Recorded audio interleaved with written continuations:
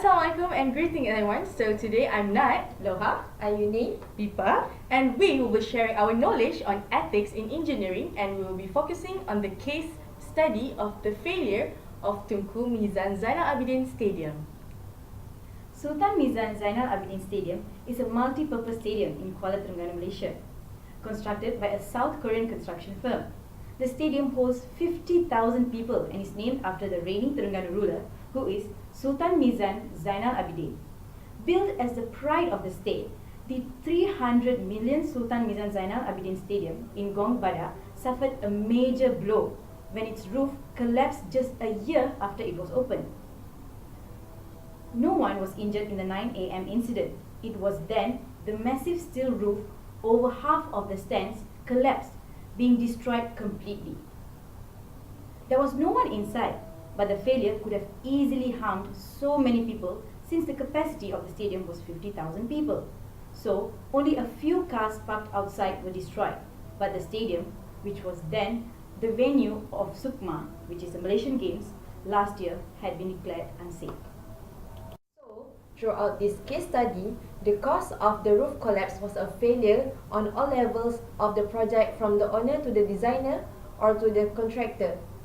The answer to this question lies in the structural design, construction, safety measures of the building.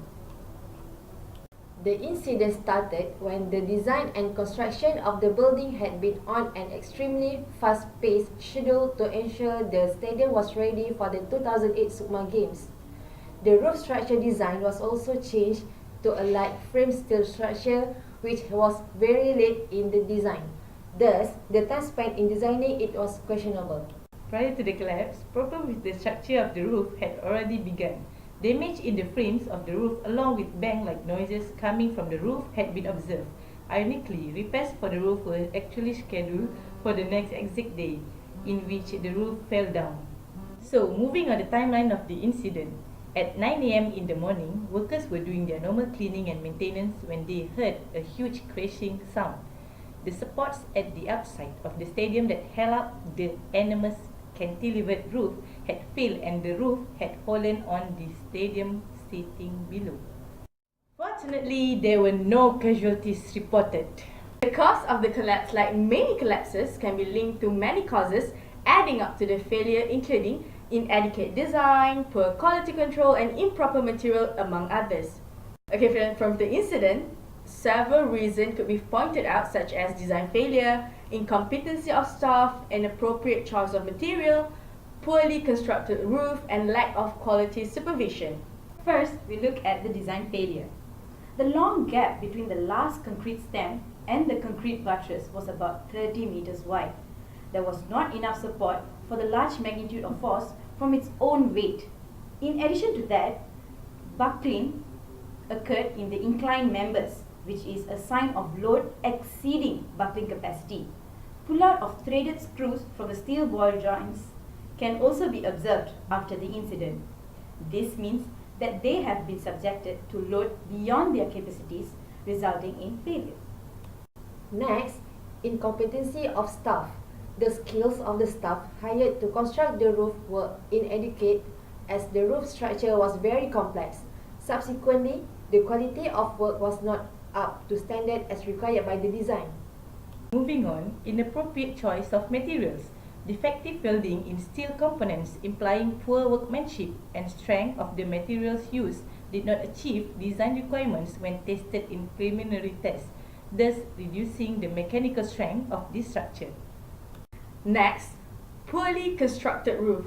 The roof was erected poorly, causing terrible geometry and thus catastrophic force distribution along the structure. Last but not least is the lack of quality supervision, lack of quality control and safety measures by project management team, which causes mistakes to go unnoticed in their early stage. Now, what could have been done to prevent such a catastrophic incident from happening? Well, for one, the risk could have been minimized if the engineer spent more time to recheck the design cycle before selling it to make sure that the product is safe to be used. Authorities should be more aware with the safety factors of the design and materials. Construction safety must be looked into seriously by the relevant authority in the interest of public safety. So, in a nutshell, the truly saddest part about this collapse is that it was entirely preventable. There was no crazy weather phenomenon or act of God that causes this to happen. It was simply a case of complete and total failure from design to construction. Many of the failure causes can be eliminated if the engineers and workers comply with the ethical guidelines and prioritize the public safety instead of individual importance.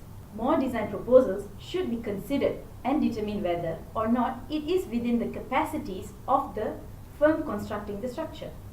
The project should be halted and alteration should be made as soon as any sign of weakness is observed during the project as engineers.